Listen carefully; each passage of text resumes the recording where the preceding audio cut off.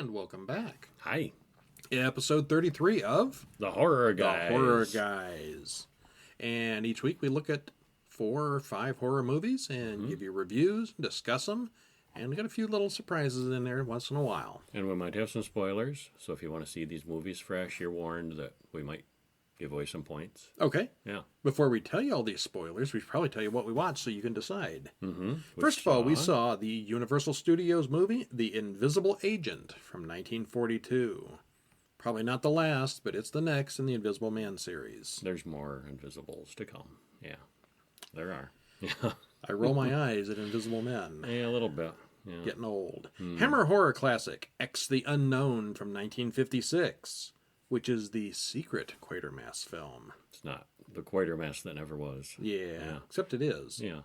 The modern movie, House of a Thousand Corpses from 2003, and the international feature, Eyes Without a Face from 1960. So if you haven't seen those yet, you may want to tune out, come back after you've seen these, and see if you agree with what we thought. Mm-hmm. Yeah. And I'll tell you right now, I kind of liked all of these. Well, Invisible Agent was kind of lame. The others were all good. I like the others. I think we're kind of on the same page there. Yeah, okay. Yeah. Well, there's a lot of movie talk, so let's get started. Yeah. Here we go. We should Wait, start before we talk with about the movies. I'm kind of hungry. Aren't you hungry? Yeah, whenever you gotta watch a movie, you gotta have movie snacks. Product placement. Well, we saw this new snack is new to us, and we thought, why not talk about snacks you have during the movies? This is Twizzlers Filled Twists, orange cream. I don't like orange cream anything. And we're giving a live first taste of these, which neither of us have either tried these. Must be movie night because we just spent $15 at the dollar store. But you can get a lot of stuff for $15 at the dollar store. Well, it smells good. Smells orangey, creamy. Oh, it's got stuff in the hole. It's filled. It's creamy. Like filled. Twizzlers are hollow. This has It's like those ice cream. goop in it. It's like those ice cream bars with the orange coating on the outside and the white filling. And it tastes very similar, but at room temperature. These are good. It's kind of disgusting and kind of fantastic at the same time. No, just fantastic. I like this. Yeah. So that's Twizzlers orange cream filled twists candy. We got ours at the dollar store. Mm-hmm. If we can find an Amazon link, we'll put it in the show notes. Yeah.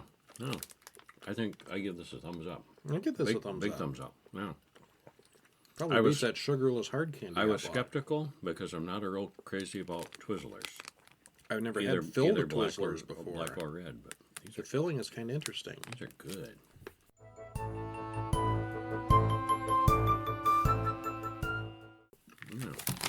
Speaking of this were good, how about that Invisible Agent? Yeah, it was okay.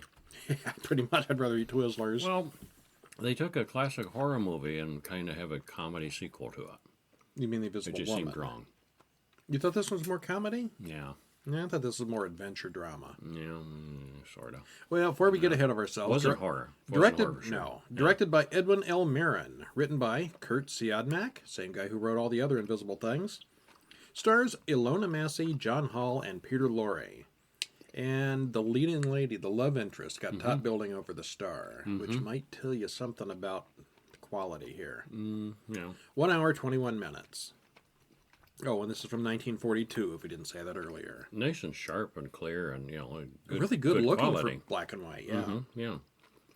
Stouffer and Akito, which is played by Cedric Hardwicke and Peter Lorre. Which let's start right out by saying how ridiculous that was. Peter Lorre. Just being Peter Lorre, which is not a bad thing. And halfway through, I solidly realized, yeah, he's really Japanese. He's wearing the little round stereotypical glasses. But that's all. And he's got kind of puffy, maybe kind of slanty eye. He wasn't yellow-faced. He was just he wasn't yellow-faced. He was just sort of being exaggerating Lorre. the eyes. Well, he was acting, stereotypical a little bit, but... Well, it's 1942. Japanese people in Hollywood were a little hard to come by. I suppose. Yeah. But, Yeah. Yellow face, Yeah. black face, 20 years playing teenagers. But it all wasn't gets to even Kevin. it wasn't even Yellowface really. It was just Peter Lorre, and not one of his. I mean, for his performance, it was okay, but not one of his greatest roles. That's for sure. Anyway, carry on. And the guy in The Werewolf of London was doing the yellow face, and you weren't that upset about him. Of course, he was the same guy that played Charlie Chan. Yeah. Sidney. And I'm not saying I can't think of Yellowface his is a name right good now. thing, but Well, at least it was Yellowface. in It wasn't a 1929 white guy just being, look at He me. was a white guy. He was Belgian. Yeah, but he looked Asian. I mean, they made him up. Okay, there was some makeup involved. Yeah. You look at him and you thought, is that a white guy? You weren't sure. And it's like, Peter Lorre, it's a white But guy. in 1929, there was no reason they couldn't have found a real Japanese or a real Chinese guy to play that character. There was no Werewolf of excuse London. for that. Yeah. You were not finding Japanese people in At least Hollywood in at 42. least they had a somewhat of an excuse. But they had some Asian. Some of the other henchmen were Asian. They could have had an Asian actor. Yeah, they did. You're right. Put a Chinese actor, and Americans are not going to know the difference between a Japanese and a Chinese person. Well, in not in 1942. those days. Yeah. Well, anyway, these carry two on. guys break. That was a lot of exposition. First line of the review here. Yeah. Stouffer and Akito go into Frank Raymond's print shop. They mention the name Frank Griffin, which is Frank's real name. Mm-hmm. He's the grandson of the original Invisible Man, which was 11 years ago, so we don't know the grandson thing.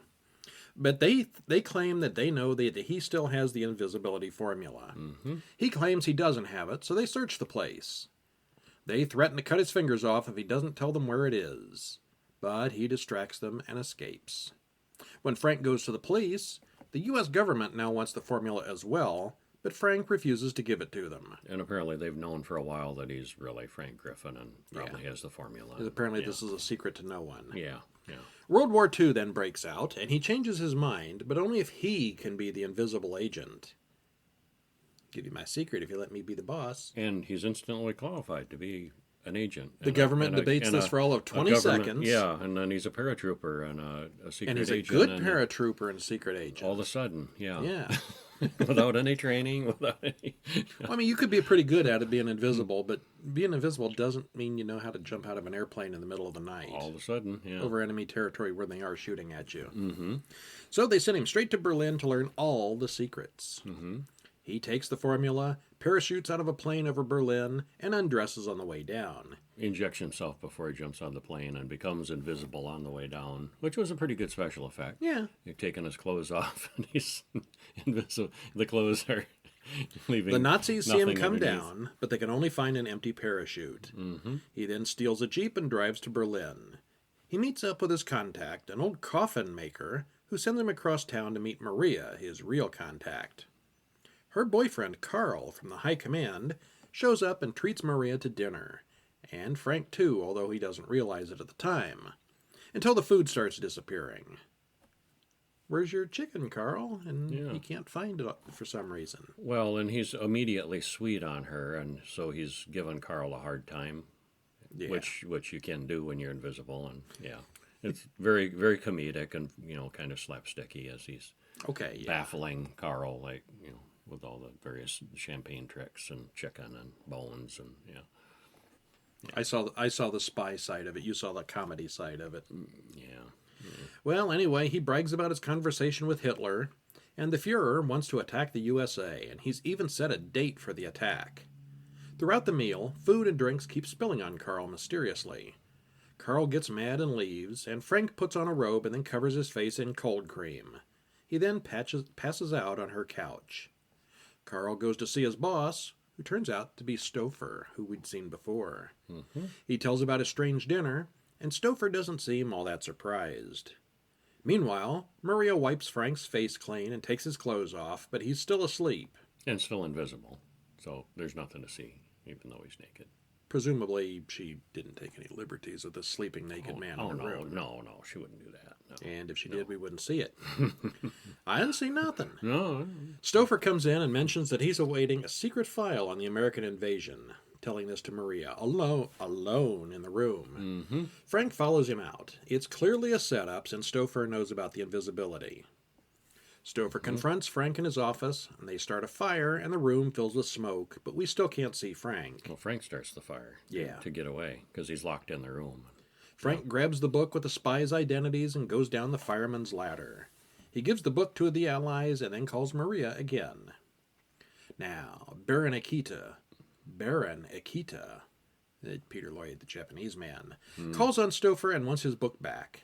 Stouffer borrowed the book as bait for Frank, never intending to actually lose it. But he did. They are allies, but clearly not friends. Frank goes to see Carl and gives him a long speech about how evil the Nazis are. Carl tells Frank about the invasion plan for New York. It's tonight. Frank then knocks out the guards, and he and Carl leave the cell. Stouffer captures and tortures the old man who is Frank's contact in the spy network. Frank blames Maria, and sure enough, she screams as Baron Akita drops a net full of fish hooks over him. These are big old fish hooks. Yeah. She wasn't involved in the plan to capture him, but she was the bait. But she was a willing pawn, an unwilling pawn. Yeah. She was the bait. Yeah. Akita confronts Maria in the Japanese embassy, and this is the point where we figured out, oh yeah, he really is he Japanese. really is supposed to be Japanese, yeah. And Stouffer raids the... No accent or anything. No, just, And Peter Lorre's got his own kind of accent. He was himself. He was being Peter Lorre, which is not a bad thing, but this time not it was. Japanese. Stouffer raids the place. Frank steals Maria away.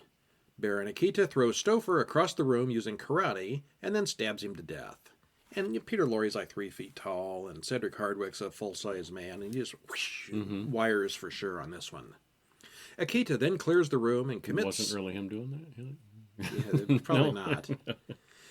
Akita then clears the room and commits seppuku, and we have no idea why. That was kind of unclear. Because that's what Japanese people do at the end of the movie. I guess. Prison guards catch up with Carl and kill him. No loose ends here. Frank and Maria then speed to the airport, where Maria steals a Nazi plane and flies them home.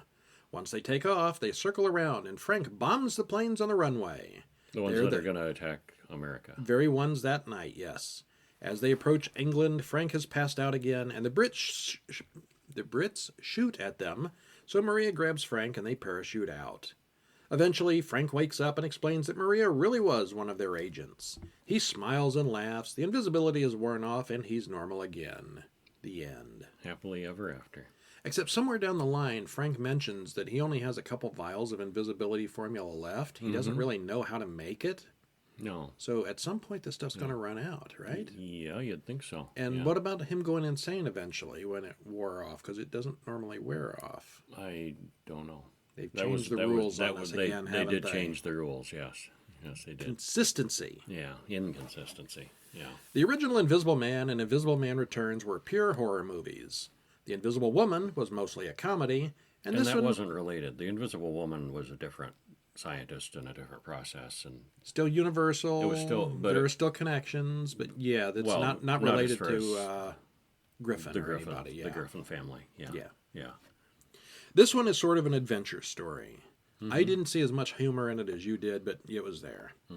The special effects do continue to improve. There's a scene where he's in the bathtub and soaps himself up. Oh, yeah, that was impressive. And another where he puts on the makeup, and both look very realistic. Just the suds. Yeah, just the suds. Yeah, that was neat. Yeah. Cedric Hardwicke played Cobb, who was also the main villain in The Invisible Man Returns. Once you get an actor you like. Cobb but in the same franchise? Yeah, they do That's that. like having two different... They did that. Yeah. That's like, well. Yeah. It seems odd that Universal would recast him in a different character in the very same series of films. It took a very long time to realize that Peter Lorre was playing Baron Akita, a Japanese man. How a Japanese man got the title Baron is never answered. You don't have barons in Japan. No, not so much. Yeah. Now that I think of it, there probably weren't a lot of genuine Japanese actors in 1942, so I guess this one can sort of be excused. There's no mention of Frank eventually going insane here, so somewhere down the line, the problem with that drug has been solved.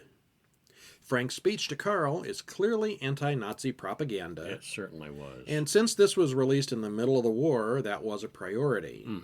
The story is not particularly interesting, but it looks like this was Universal's bid to help the war effort. Made the Nazis look like buffoons. It did. Yeah. There's no way that the bombers in Berlin could possibly have flown to New York City at all, much less that very night. So someone in the writer's room didn't do the math. Yeah, they were small planes, 1942 technology, flying we looked up from Berlin to New York is And just both under, those cities were specifically explicitly mentioned. Yeah, they were going to fly directly from Berlin to New York. That's just under 4,000 miles.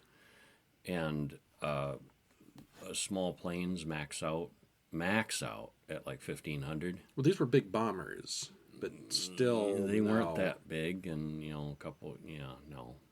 If I remember right, it was a difficult thing flying over the English Channel to bomb Britain.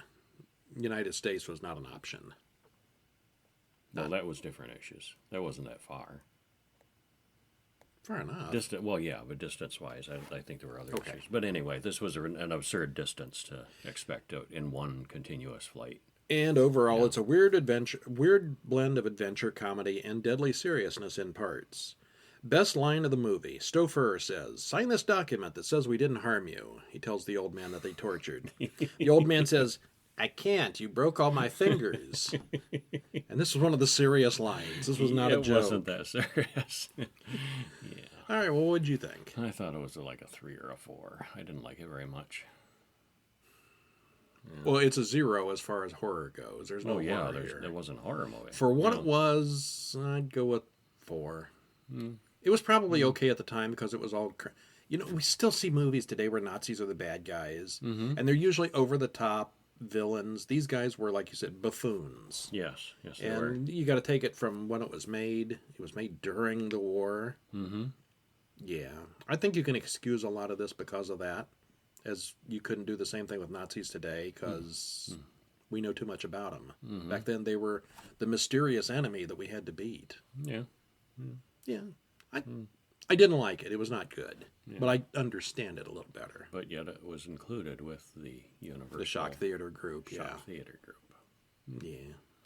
Too many things in this group that are not really horror. Yeah, they should have been more... Yeah. I'll see about that. I guess it's hard to put out a package of horror if you've only got like 20 movies. Mm-hmm.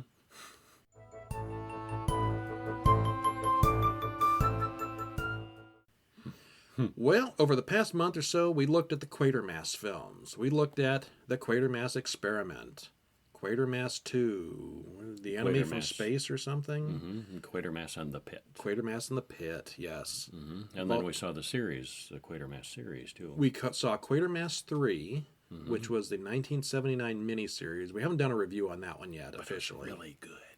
I think the 1979 was 4-hour-long miniseries was the best of the Quatermass, period. Then we also saw the 2005 remake with... actors. Young guy. A bunch of young British people that you'll still remember. David Tennant was in it as one of the doctors, but he was not the main role. But he was not the main guy. And Sherlock's brother in Sherlock. Yeah. That actor. A lot of people you'll recognize. I can't remember the name of the main guy. But the thing Quatermass. Quatermass. It's got a J in it. Okay.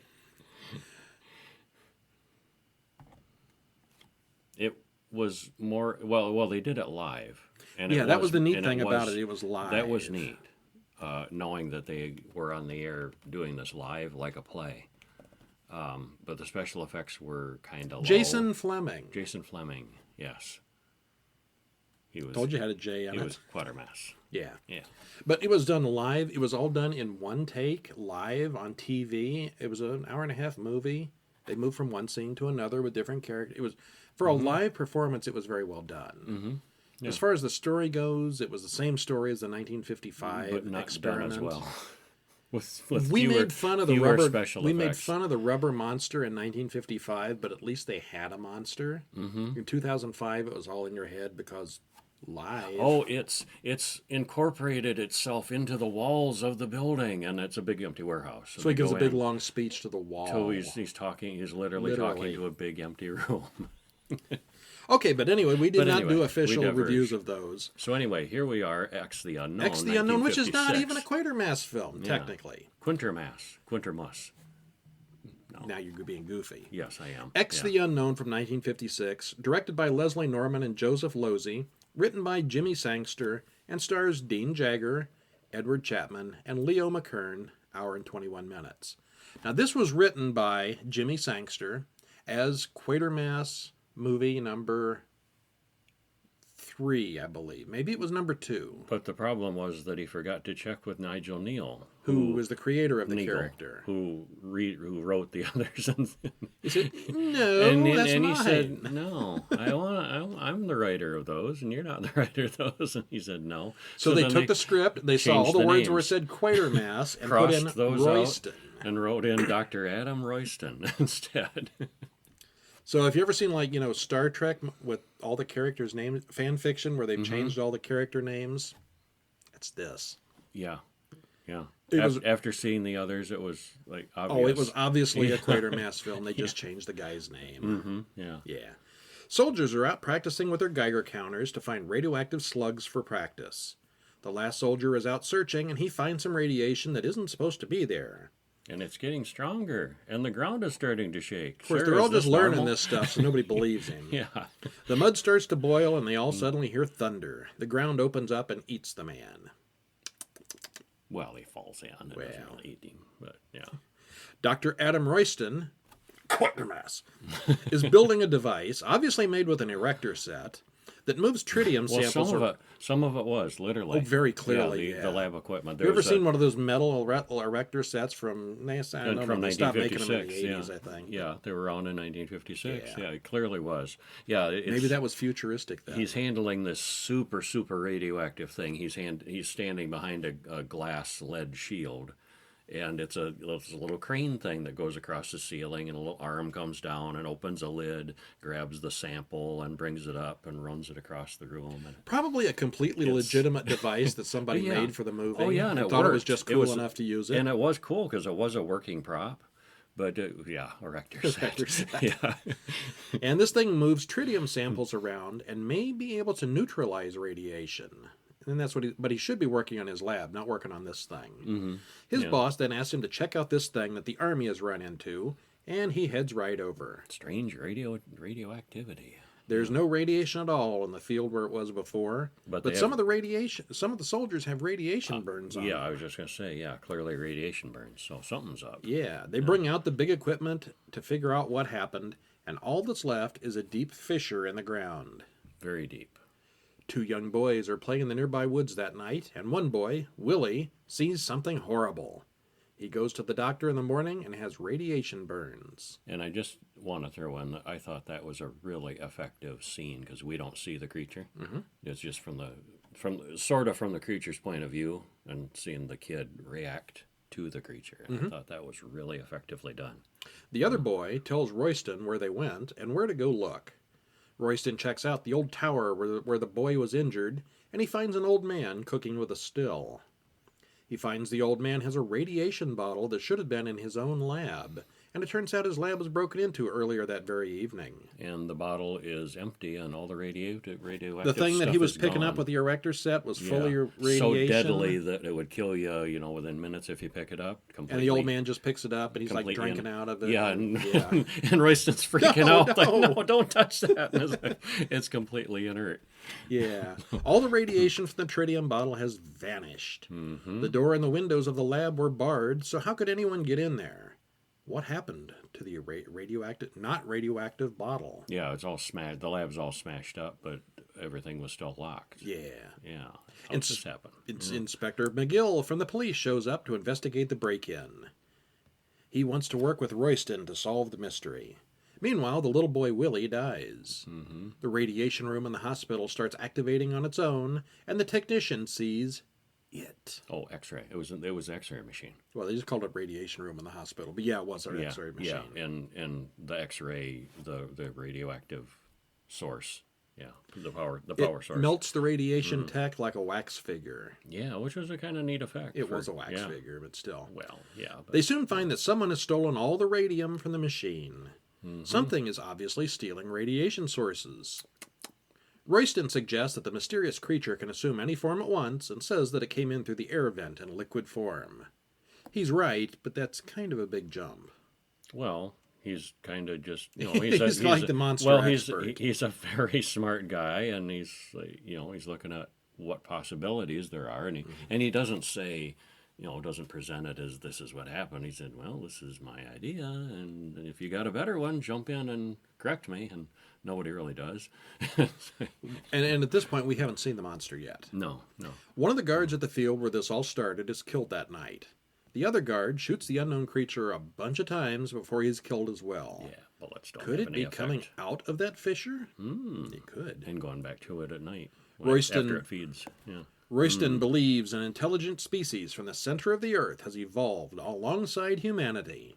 But since their world is collapsing from geologic pressure, because, the earth is getting heavier. Yeah, over millions of years, it's gotten compressed, and these creatures or thing has been trapped underground all this time, and it finally worked its way up. It's had enough. Yeah.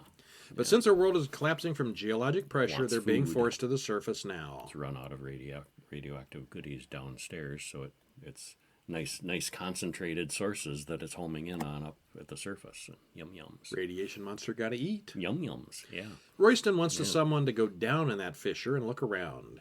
Peter, one of Royston's assistants, goes way down deep in the hole, and the skeleton finds one of the skeletons of the soldiers that was on guard duty earlier. Way down in the hole.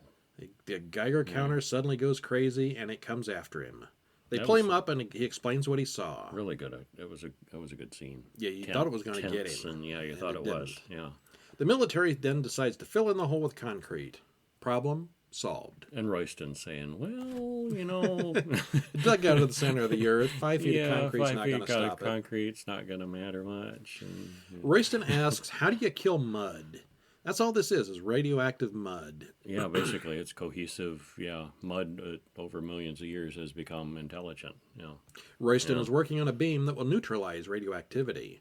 Sure enough, the creature breaks out of the concrete with no effort at all. Royston and Peter are removing the nuclear core from their reactor, and the monster shows up after killing 4 more people in a car. Oh, they figure out he looks at a map, and there's straight lines from the radioactive sources back to the fissure, and they look and what's the strongest radiation in this immediate area, and they find this big old reactor, which is a ways away, but strong, and so they're in the process of taking the core, trying to move the core further away when it comes out and heads beeline for them. And It attacks the base, steals their cobalt, and escapes. pretty good special effects, But too. they all get a good look at it.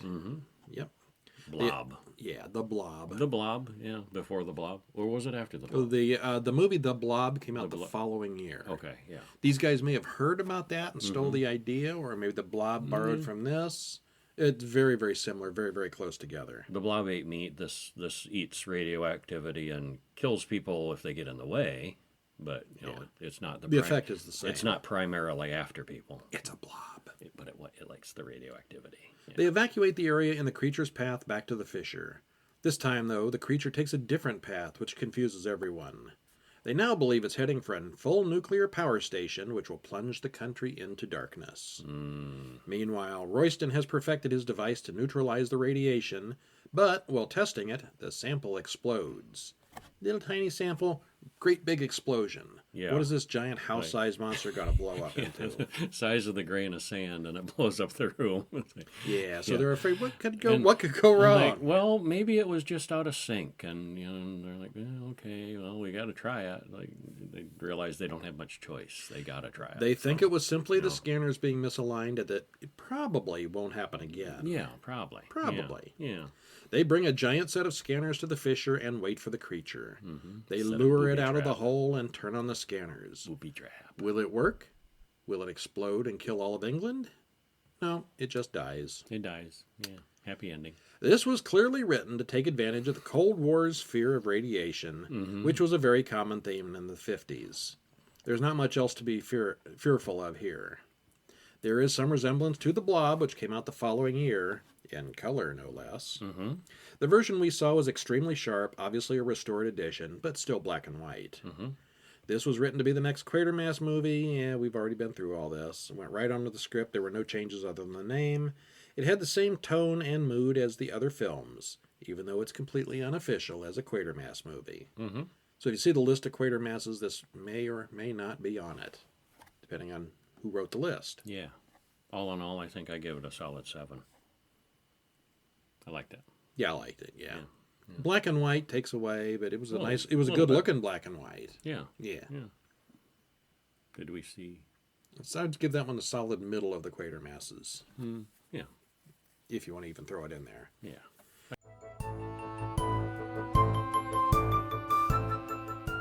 I think we should. Did we see a short film? We did see a short film. Yeah. Just a short time ago. Called Mom Away from 2019. Directed by Marcus Horton and Josh McClain. Written by Marcus Horton. Starring Annie Vinci, Carl Grasso, and Jace Kelly. Link in the show notes. It's about 4 minutes. Yeah, about that. Yeah, I didn't catch it exactly, Yeah, but just it's under short. 4. Mm-hmm. Mom's making the bed, and the phone rings. While she's talking to her husband, she hears a noise in the next room, but there's nothing there. Her husband calls, and he'll be home in about 20 minutes. Not fast He enough. wants to break in some of the new furniture they bought in their new house. Wink, wink, wink, wink. nudge, nudge. Yeah. If you know what I mean. There's a flickering light in the hallway, which, how often is that a good sign? It's never a good sign in these movies. She hears a scrabbling noise in the next room. Could there be something in one of the moving boxes? Yep. Yeah, turns out there is. Inside the box is a photo of a creepy guy standing in a field. Remember the one we did the other day that had the creepy guy on the TV screen? Mm-hmm. Made me think of that a lot. What happened with the creepy guy on the TV screen? He disappeared off the TV screen and suddenly he was in the room. Guess what happens here? He disappears out of the photo and suddenly he's in the room. A common theme. Did you like it? I did. Well, yes and no. Again, it doesn't really have a story to it. It's just that's- a scene. This thing in the picture kills her. That's the fundamental problem I'm having with so many of these shorts. Well, a lot of these shorts we they're- watch are like 4 minutes long, too. They're there really is- not way to have much of a There story. is a limit to how much story you can cram into 4 minutes. Yeah. But yeah. I think it was it looked The scene. good. It No, was oh, well yeah. photographed, well paced. Well acted, good special effects, good sound. The sound effects were not annoying. The visuals were not too dark. A lot of my common complaints are darkness and noise. And Poorly made and poor acting and Yeah, things this like was that. not that. This was all good. This had all those things were all thumbs up. a worthy 4 minutes Yes. with a predictable story. Yeah. Yeah. The creature was kind of cool. Yeah, it was. Yeah. Yeah. Yeah.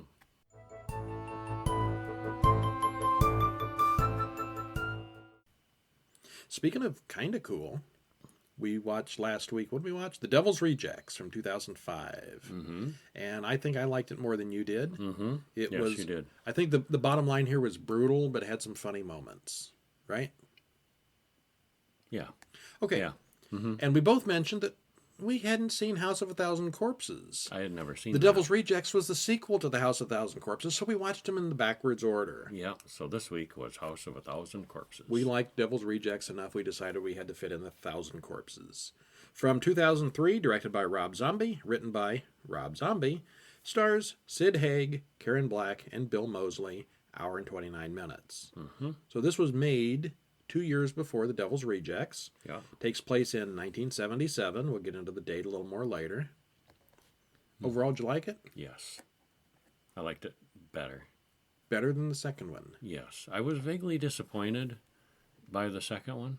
And after seeing the first one, I was even more disappointed by the second one. The first one is like a tall, cold, rich, thick glass of Hershey's chocolate milk, with the real syrup and lots of the real syrup and a glass of whole milk. And the second one was like a glass of Yoo-Hoo. It's not bad. Somebody should tell Rob Zombie his it's- movies like a glass of Yoo-Hoo. But it's thin and watery in comparison. Okay. That's the best simile I can come up with. I liked the first one so much more.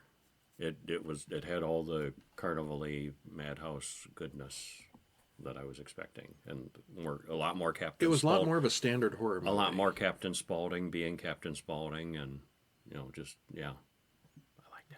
Liked it. Yeah, I would give this one a solid thumbs up, and the second one, This had a lot of stuff in it that didn't make sense, wasn't necessary, and and kind of got in the just way. was kind of also. awesome. No, that was kind of awesome. Yeah. Well, we start out with an introduction from Dr. Wolfenstein, our horror host. And this little bit by Dr. Wolfenstein. We see him a couple times glancing on screens here and there, and it goes absolutely nowhere. No, but it's like one of the late night horror movie hosts, guys. But this is supposed to be real. It's not a horror movie. Yeah, but it is. This is followed by a TV commercial for Captain Spaulding's Museum of Monsters and Madness. And the subtitles tell us that this takes place on Madman. October... Madman. Isn't it? Madmen? Or is it Madness? I don't know. I think Madness. Oh, I thought, okay. Oops. Subtitles tell us that this takes place October 30th, 1977, the day before Halloween. The scene opens with Spaulding and Michael J. Pollard, little guy, he always plays these little nerdy guys, I don't know what the character's name was here, talking about a guy who got a Dr. Zaius doll stuck up his butt. See, you're still laughing. Yes. Suddenly, two robbers break in. One of the robbers says he hates clowns, and Spaulding gets angry. The little guy then recognizes one of the robbers and starts making fun of him. He's like 4 feet tall, and the robber's like 6 feet tall, 300 pounds, carrying a shotgun and a monster mask. And he's like, "You stink." Another guy then jumps in the door and kills both the robbers. Madman. It is Madman. Yeah, it is Madman. Yeah. Okay, then. Museum of Monsters and Madmen. With the coolest neon sign out front that says that. Yeah, very nice. Yeah, it looks like the coolest roadside attraction ever. It's a museum of horror and real horror, real killers and real weird things and freaks and True crime. fake freaks and all kinds of oddities, and it just looks really cool. I want to visit that, except for the murder part. So another guy comes in and then kills the robbers. Spaulding then laments, "They got blood all over my best clown suit." And the credits roll. Two couples then stop for gas at Captain Spaulding's place. Spaulding is still mopping up blood as the group goes in and enjoys the museum. They all get to go on the murder ride, hosted by Spaulding. And this is like a little roller coaster thing with him standing in front in his top hat giving the speeches. Well, this guy in the back It's not pushes. motorized. It pushes it's the it's on a coaster track through. where you, like a ride you go through, and they're animatronic displays of various murder scenes. And Yeah, it's like sort of a manual thrill ride. and and he's just awesome narrating each scene as it goes through. They pass active displays of cannibals mixed with hokey funhouse shows. They have a great time in the show. One of the stories is about a local guy named Dr. Satan, a guy who experimented on mental patients until vigilantes came and hung him from a tree. And then the next day, Dr. Satan's body vanished. There's a news report then, flashes on the screen for no particular reason, about 5 cheerleaders who recently disappeared. A lot of things just flash on the screen here and there. Just Lots of flashes. sometimes it relates to the story, sometimes it doesn't. One of the guys wants to see the tree where Dr. Satan was hanged, so Spaulding draws him a map. They stop and pick up a hitchhiker on the road, and they offer to drive her home, and she says she'll show him to the Dr. Satan tree, but on the way, someone shoots out their tire. They think it's a blowout, but we see the guy with the gun. Between more coherent scenes, we get flashes of news reports of missing people, interspersed with Baby the hitchhiker, posing with knives, clips of old monster movies, which we identified as they popped on the screen, Yeah, we recognized him. and occasional phrases by the horror host Wolfenstein. We then cut to Otis, who's giving a wackadoodle speech to the tied-up cheerleaders. And he's a little on the crazy side with the speech. But they're fun about it. They're having fun with it. It's a fun crazy. He's That's what having I like. fun. That's what I liked about this. Yeah. They're insane, but they're having a good time, and they've got a sense of style. It's it's a kind of a carnival fun atmosphere. Crazy, like murderous, a real, insane, like a loony real family, fun but at house. least they're fun. They're living in a fun house. Living the dream. Yeah. They all wind up at Baby's house, and they get to meet her mother.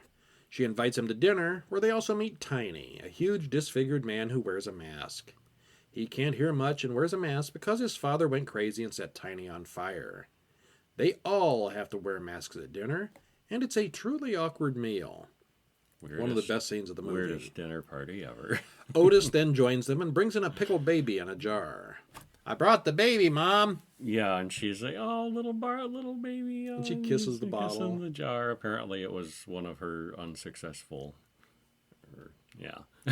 Died very young, small enough to Very fit in young. a jar, and pickled. Suddenly, here's Ew. where it gets weird. Oh yeah, just now it's getting weird. Yeah. Suddenly, dinner is over, and Grandpa does a complete stand-up comedy routine, complete with stage, microphone, and amplifier. And that's what I mean about the fun. And he's I like, think. "All right, that's enough. Dinner is over." And then he And gets up and does it's the time for comedy act. entertainment, and it's a literal stage with stage lighting, and Mama's running a spotlight in the back. And his comedy act is then followed by Baby, who does a sexy lip-syncing dance. To Marilyn Monroe. One of the girls gets jealous and starts a fight, but just before things get carried away, RJ, the mechanic, bursts in to say their car is repaired. They all get in the car eagerly, but they never even make it to the front gate before they're attacked by Otis and Tiny. Mm-hmm. The next morning, it's October 31st, Halloween. They show flashbacks where the family cut up Bill, one of the teenagers, with a straight razor and an axe. They also show us that they pose his body as a kind of merman display. You know, I'd seen the picture of the merman on memes on Reddit before and didn't know what it was from. Now we do. Oh, yep, from that, yeah. Sheriff Wydell comes looking for the kids. This is the brother of the other Wydell. And they talk to Spaulding. Who's wearing a Pigs is Beautiful Pigs t-shirt. is beautiful, yeah. He tells them the young folks were there and gave them a map to the Satan tree, which is all the truth. The sheriff goes out to the tree, and sure enough, they find the car abandoned and vandalized. And in the truck is one of the missing cheerleaders, dead and mutilated. They head to the Firefly Ranch, the closest house. The deputy finds the cheerleaders in the barn and radios the sheriff, just as Mother Firefly shoots the sheriff in the head. Otis does the same with the deputy and also with the victim's father. Otis cuts off the old man's face and skin and wears it as he torments the man's daughter, asking, "Who's your daddy?" And he was. Sort of. Yeah. The whole group of prisoners, all dressed up as Easter bunnies, goes out to Dr. Satan's grave. Yeah, you heard that right. They make them put on Easter bunny outfits. Yeah. No, the one guy was Eeyore. The girls were bunnies. He was Eeyore. I thought they all just had big floppy ears. No, he was Eeyore. I didn't catch that. Okay. Yeah. Well, there's a lot of humor here, like Otis yelling, "They all run, like scared rabbits," as the girl dressed in a rabbit suit runs through the woods. Baby catches up to her and stabs her to death repeatedly. The last two victims are dropped into a coffin and lowered into what looks like a mine shaft. Ghosts, or maybe crazy people, rise up out of the mud and attack the coffin, releasing the girl. The guy who with her is dead at this point. I don't think it was Ghost. I don't think it was either. No, it's not it really was that kind of it was movie. underground, freakish underground dwellers. Yeah. It looked like ghosts or something. People but living that's in people really fit. living in these tunnels and rooms down there. Yeah. And she Rob, runs into Rob still Zombie more. doesn't do supernatural. Yeah. Yeah. She runs into still more crazies who strip off her rabbit costume, but they leave her alone. She explores the crypt she's in and sees that the walls are lined with dozens or maybe hundreds of mummified bodies. It's like a real life fun house. It was. She's not having fun. It was, yeah, but exactly. I mean, like a Halloween haunt. It was exactly like a corridor you'd walk down in a Halloween haunt. Only it was Somebody real. went to way too many of these haunted houses. Yeah. Yeah. You'd think somebody used to work in them and stuff too. Yeah. She passes through room after room of freaks and eventually realizes that this is Dr. Satan's workshop. He's still alive and working on people down there. A creature wearing a gas mask comes at her with an axe, but accidentally breaks down the door instead. He's really clumsy. Yeah, in he's that kind gas of a mask. clumsy guy. Yeah. There's a brief chase where the girl and the baddie eventually get buried in rubble. The next morning, the girl wakes up and climbs out of the crypt. She makes it to the road where she is rescued by Captain Spaulding. Thank goodness. She passes out in relief at being rescued. Except Otis is in the back seat. Obviously, Spaulding is in on everything, which we did not really know until this point. We didn't officially know. I We mean, saw we the knew sequel, so we we knew knew it, it, but yeah, because of the sequel. But yeah, It could have been a big twist, I suppose, there at the end if we hadn't already known it. yeah. Not that big of a secret. So anyway, this is violent and horrifying and funny and brilliant, and I loved it. There are a lot of flashes to grainy, oversaturated, and out-of-focus cuts to various scenes. Sometimes with characters we know, sometimes just for the sake of weirdness. This is interesting, but gets distracting quickly. It most likely was done to make poor special effects stand out less. Kevin asked me 10 minutes before the end what the final girl's name was, and I couldn't tell you. I wasn't paying We attention to the looked it character up. names, We looked it up, and it was Denise. and it didn't matter. This is one of those films where there's literally no characterization. It's just one reaction after another as things are thrown at these people on screen. And what did you just say? It didn't even matter who their names were. Pretty much, yeah. Not really. Uh-huh. I know Yeah. one of them was Jerry, one of them was Bill, and the girls I didn't even catch. Denise and somebody. Yeah, the other one, yeah. Yeah. We saw this after The Devil's Rejects, and I was surprised that there were so many characters from this one that didn't appear in the sequel.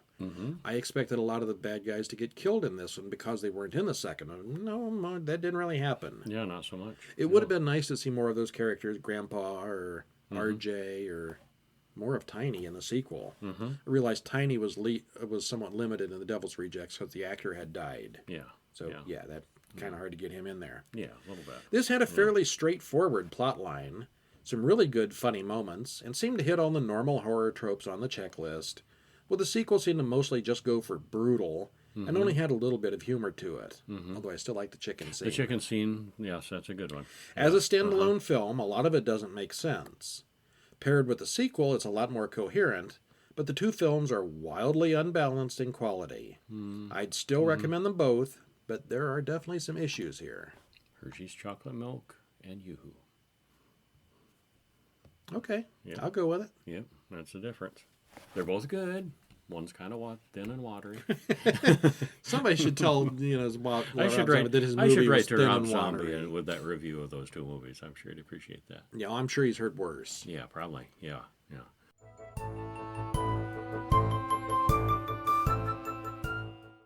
So, we had an international film this week. We did. It was French. It was called Eyes Without a Face from Oui, oui. 1960. 1960.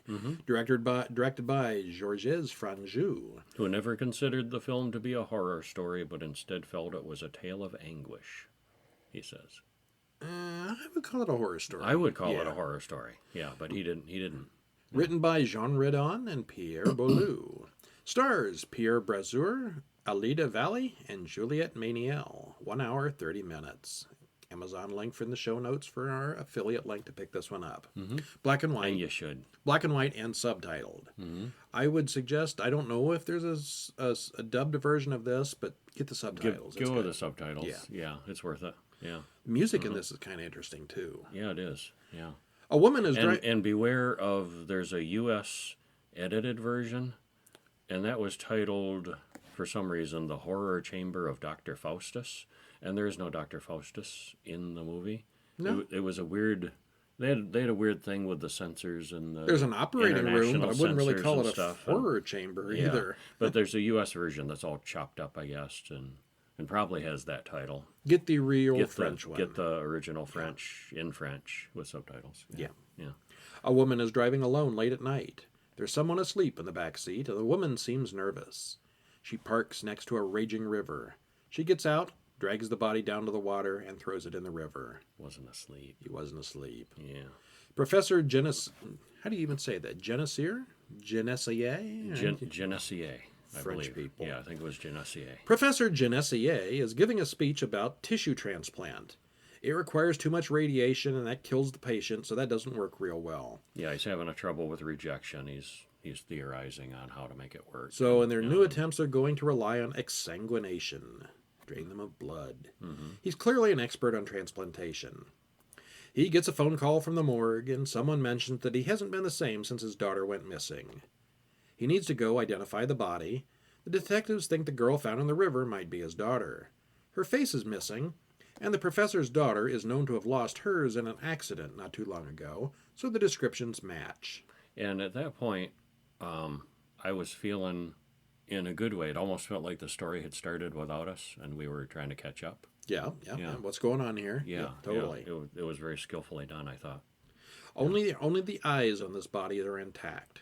Still, it looks like someone surgically removed this girl's face, so it might not be her. Yeah, it This wasn't is too clean. Yeah, very almost like with a scalpel. Yeah. The detective says.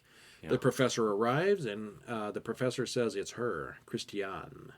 There's another father waiting, Mr. Tassoul, who also thought the body was his daughter's. Nope, it's Christiane. Yep, Yeah. I'm sure. Yep. The professor is certain it's Christiane, so they don't let the other man see the body. And we're starting to figure at this point there's something funky going on here. Something's off. Yeah, it probably is the other guy's daughter for some reason. So the professor looks dazed and lost at the funeral. Christiane's fiancé, Jacques, is there. And the professor's assistant, A foreigner named Louise. who we saw at the beginning of the movie dumping a body in the river. I didn't recognize her at this point. Oh, yeah, I did. It was, Yeah. She was the lady driving the car at the beginning. The assistant, who is the same woman we saw dumping the body in the river, seems very upset when the professor starts putting flowers on the grave. They drive home to a huge house in the country where he parks in the garage. Nice house. Very Yeah, nice. Pretty. Parks in the garage next to the same car we saw the woman driving in the opening. That's when I connected them. Yeah. We hear a bunch of dogs barking in the distance. He goes upstairs and starts talking to Christiane, who is not actually dead, but has found and read her own obituary. She's pouting in her room next to the caged birds. Lying face down with her face turned away from the, Yeah. so we don't see her face. No. It seems that the secretary jumped to the body. It becomes clear at this point that the secretary dumped the body in the river at the professor's bequest to make it look like his daughter had died, so they'll stop searching for her. Mm-hmm. Christiane has a horribly disfigured face and always keeps it turned away from the camera. Her father, the professor, caused the disfigurement in a car crash where he was driving like a maniac. Was he drunk? Just angry? I think just driving like a maniac. He also killed the other girl to do a face transplant with his daughter, but it didn't really work.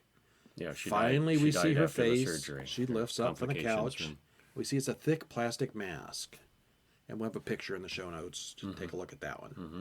It's a nice mask. It looks good. Yeah. She wanders around her gilded prison of a palace.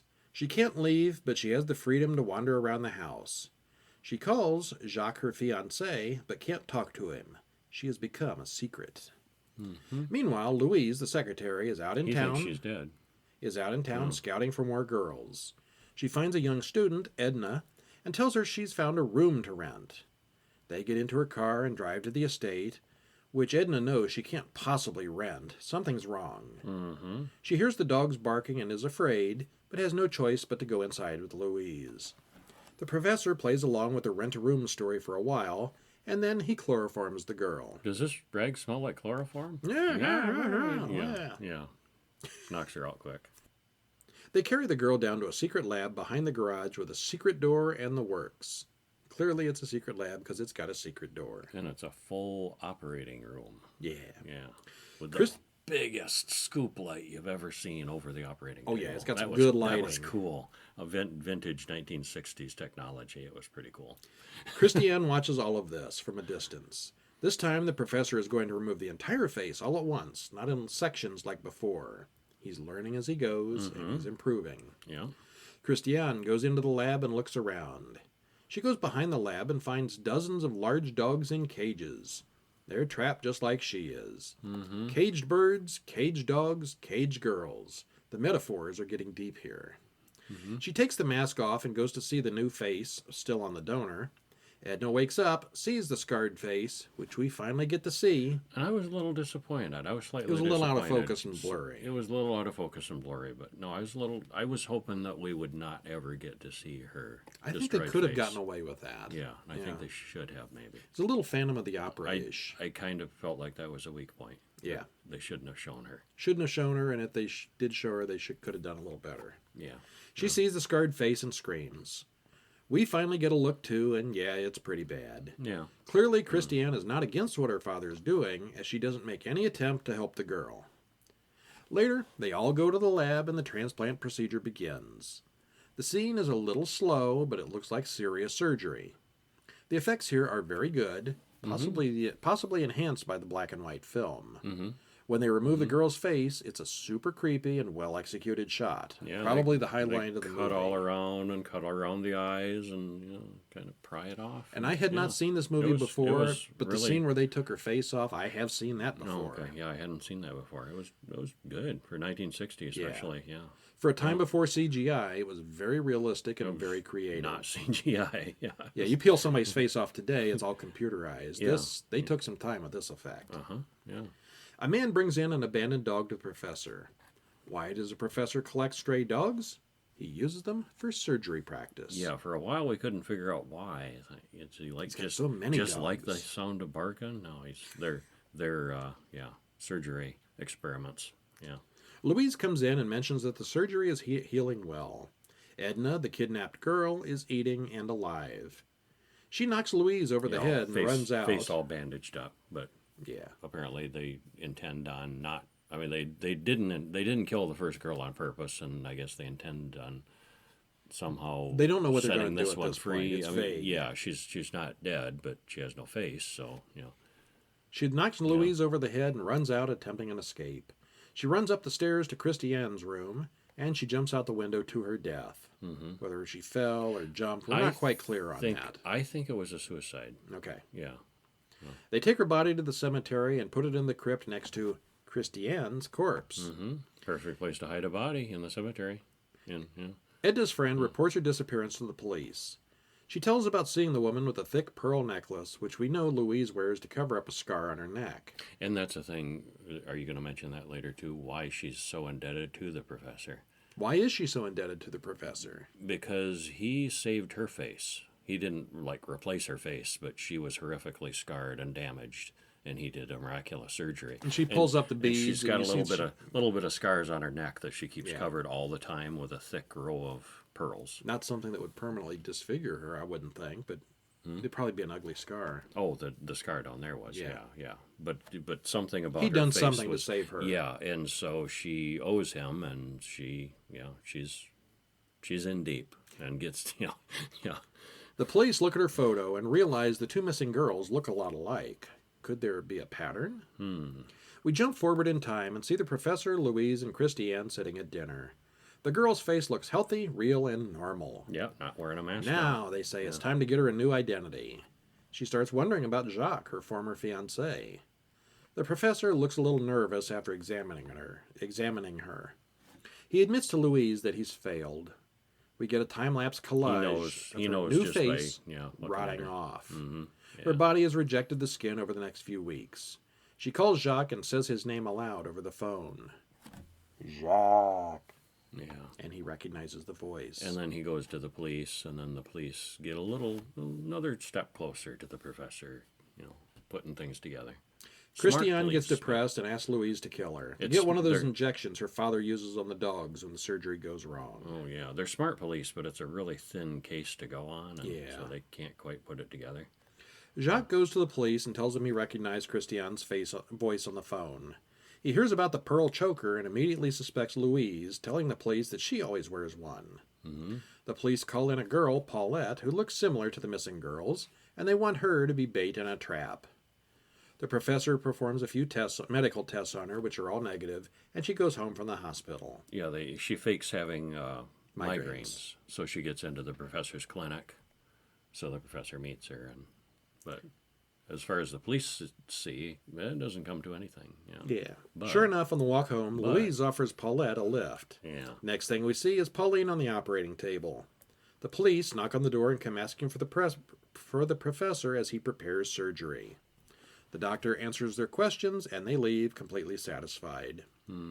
Meanwhile, Paulette wakes up. Christiane cuts her loose and stabs Louise right in the pearl necklace. Symbolic there, yeah. Christiane then lets all the dogs out of their cages. The dogs come across the professor outside, and they all pile on and kill the professor. They tear him apart. The professor who has hurt them and abused them and neglected them. And now it's revenge of the doggies. She then lets all the birds out of their cages, and they're a little less vicious. Yeah. She then walks off into the woods. Dancing around with the birds. Yeah. They're all kind of fluttering. Everybody is free. Yeah. When life gives you lemons, make lemonade. That's the ending that I see there. Okay. Yeah. Life gives you a rubber face, go live in the woods. The photography is very sharp, and it all looks really good for being black and white. Then again, this is 1960. Things had progressed a long time. Black and white ought to look good. Well, I think by this time... It was a choice. Yeah, it was a choice. It was an artistic choice to have it in black and white. The music alternates from fun and whimsical to creepy and dangerous. It's perfect for this film. Christiane's mask looks like something out of an old Twilight Zone episode. It's very doll-like and rigid, but it also looks very good. Yeah, it must have been prosthetics and makeup. Well, it mentions that in the trivia. Yeah. That it's suspected, but there doesn't seem to be a firm answer on that. I would say it's probably a rubber mask with like adhesive and makeup around the edges to make it stick And then tighter. when she's holding the mask, it's plastic. A plastic, hard plastic shell. But when she's got it on, it's definitely conforming with her face and moving with her face, kind of. So, yeah. A couple times she talks, and you can see the mouth kind of moving. Yeah, a little bit. Yeah. She's very doll-like. Again, the black and white probably makes it look creepier than color would. Yeah. So again, it's I think it was by the black and white. definitely a good choice to have it black and white. The dog mauling scene was predictable but surprisingly graphic. There are a lot of similarities to the Skin I Live In that we reviewed from 2011. A little bit, yeah. This has a lot Yeah. less action and gore, but it's a much more coherent film. That one was trying to do all kinds of things and it didn't do it well. Yeah. This This does is it better. Moody, stylish, the suspense continues to build, and the payoff is worthwhile. I definitely recommend it, especially to someone who may be looking to appreciate black and white films, but finds the old ones boring. Yeah. A lot of people don't like black and white because they say, oh, that's so boring. This wasn't boring. This isn't boring. No, And it it's a was very high fascinating. quality black and white. So, yeah. if you don't like black and white, give this one a try. You may like it anyway. Yeah. Yeah. And that's our show. It is our show. We've got something new this week. Buymeacoff.com/horrorguys. We like coffee. I love coffee. Patreon. Some people don't like Patreon. So there's another option to send us buy us a coffee. Buymeacoffee.com/horrorguys. We'll have a link in the show notes. And video people, look down here. I'll put it on screen. Get ready for next week, because we'll be watching the Universal Studio flick, The Ghost of Frankenstein from 1942. The Curse of Frankenstein from 1957. Looks like a Frankenstein kind of week. And the new movie The Hole in the Ground from 2019. I've heard good things about that one. And Climax, international feature from 2018. Also, we're going to forego our weekly short and talk about the independent feature Between the Darkness, also called Come Said the Night. It's going to be released on the 20th of this month, so it's a pre-release. Yeah, I'm looking forward to We seeing are that. ahead of the game this We time. are, yeah. Give those a watch this week and see if your opinion matches ours. I don't know if they'll be able to see that indie one. Probably not. Yeah. horrorguys.com, patreon.com/horrorguys, or buymeacoffee.com/horrorguys. Like, subscribe, and we'll see you next week. See ya.